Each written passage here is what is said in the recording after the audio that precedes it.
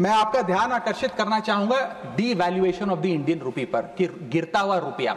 Sir रुपये आज all time लो पर है। जब मई 2014 में ये सरकार बनी थी तब एक डॉलर 58 रुपए के आसपास मंडराता था।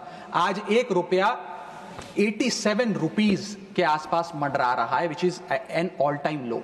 सर रुपया कोई कागज की एक टुकड़ा, कोई पीस ऑफ पेपर नहीं है, रुपया कोई करेंसी भी नहीं है। रुपया हमारी देश की प्रतिष्ठा है।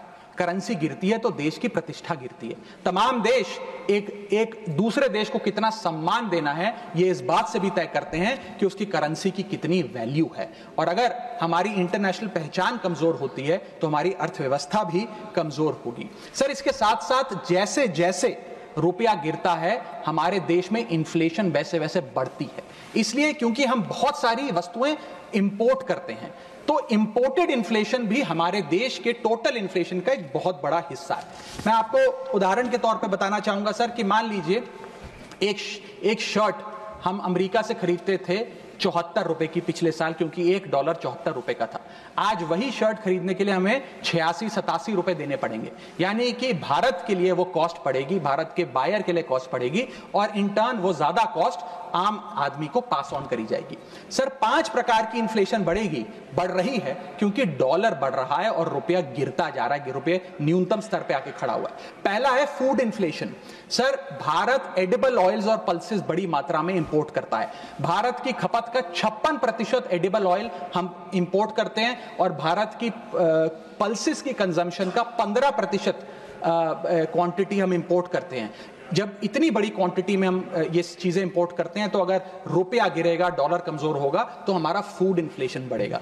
दूसरा इन्फ्लेशन जो बढ़ेगा वो है एनर्जी इन्फ्लेशन। सर हम अपने क्रूड ऑयल यानी कि पेट्रोल, डीजल और जेट फ्यूल्स जिसे मैं कहूं उनको इंपोर्ट करते हैं। 85% भारत की जितनी खपत है उसका हम क्रूड ऑयल इंपोर्ट करते हैं अन्य देशों से। उसके अतिरिक्त कोल और नेचुरल गैस भी इंपोर्ट करते हैं। जब रुपया गिरेगा तो ये एनर्जी बास्केट की जो वस्तुएं हैं इनका दाम भी बढ़ेगा और ये और महंगी होती जाएंगी। और जब पेट्रोल डीजल के दाम बढ़ेंगे तो हर चीज पर इंपैक्ट आएगा, चाहे वो रोटी, कपड़ा, मकान, सब्जियां, फल और दूध ही क्यों ना हो। और इसी के चलते जब क्रूड ऑयल अंतर्राष्ट्रीय बाजार में घटता भी है हम उसका लाभ अपने नागरिकों को नहीं दे पाते, क्योंकि भारत सरकार की तो जेब ढीली ही होती रहती है, क्योंकि रुपया गिर रहा है, ज्यादा रुपया हमें देना पड़ता है डॉलर खरीदने के लिए।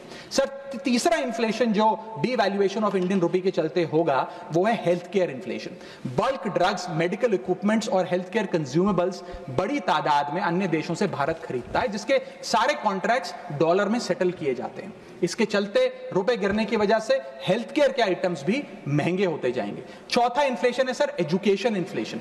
लाखों लोग, भारत के लाखों बच्चे विदेश में पढ़ाई करते हैं। माँ बाप कमाते तो रुपए में हैं, लेकिन ट्यूशन फी, अकोमोडेशन फी, लिविंग एक्सपेंसेस, ये तमाम चीजें डॉलर में खर्च करने पे मजबूर होते हैं। इसीलिए सबसे ज्यादा अगर किसी को हिट करेगा ये डीवैल्यूएशन ऑफ द इंडियन रुपी तो उन लोगों को करेगा जो विदेश में पढ़ रहे हैं। सर आज से 4 साल पहले एक संपन्न परिवार अगर अपने बच्चे को यूनाइटेड स्टेट्स ऑफ अमेरिका में 4 साल का अंडर ग्रेजुएशन कोर्स कराने के लिए भेजता था तो करीब करीब 1 करोड़ रुपए का खर्चा आता था। आज क्योंकि डॉलर इतना मजबूत और रुपया इतना कमजोर हो गया है, ये अमाउंट बढ़ के 2 से 2.5 करोड़ रुपए हो गया। सर इसी के साथ साथ मैं बताना चाहूंगा कि 5वीं बड़ी इन्फ्लेशन जो इस देश में होने जा रही है गिरते हुए रुपए के चलते, वो है electronics inflation. Sir major electronic components Bharat import करता है। सर समाप्त कर रहा हूं, भारत इंपोर्ट करता है। इन सारे इलेक्ट्रॉनिक आइटम्स की सेटलमेंट यूएसडी में होती है। जब रुपया गिरता है ये सारे पदार्थ भारत में महंगे मिलेंगे, यानी कि महंगा लैपटॉप, महंगा फोन, महंगा टैबलेट, महंगा आईपैड। और इलेक्ट्रॉनिक मैन्युफैक्चरिंग यूनिट जो इलेक्ट्रॉनिक कंपोनेंट्स इंपोर्ट करते हैं इनपुट के लिए, वो भी महंगा होता जाएगा। सर अंत में मैं बस एसबीआई की एक रिपोर्ट कोट करना चाहूंगा जो बताती है कि अगर रुपया 5% गिरता है तो भारत में इन्फ्लेशन 0.5% बढ़ती है। Direct correlation between decline of the Indian rupee and increase in the inflation. अंत में बस इतना कहूंगा सर, कई बार राजनीतिक बयान आते हैं जब रुपया गिरता है। एक मंत्री हैं, एक मंत्री, बस समाप्त सर 30 सेकंड्स, एक मंत्री रहे वाजपेयी सरकार में भी, इस सरकार में भी रहे, अब तो नहीं है खैर, लोकसभा में एमपी हैं। उन्होंने एक बयान दिया था जब रुपया गिरा था। उन्होंने कहा था the worth of the Indian rupee against the dollar was equivalent to Rahul Gandhi's age when UPA came to power. Today, it is equal to Sonia Gandhi's age and very soon it will touch Manmohan Singh's age. Sir आज लोग वो कहाँ हैं? आज क्यों नहीं बयान देते? आज रुपए पे क्यों नहीं चिंता करते? अब कोई ध्यान क्यों नहीं देता? रुपए पर बयान क्यों नहीं देता? रुपया तो हर दिन गिर रहा है, अब कोई रुपए पे गिरते रुपए पे ज्ञान क्यों नहीं देता? ये मैं पूछना चाहूंगा। बहुत बहुत शुक्रिया, थैंक यू, बहुत धन्यवाद।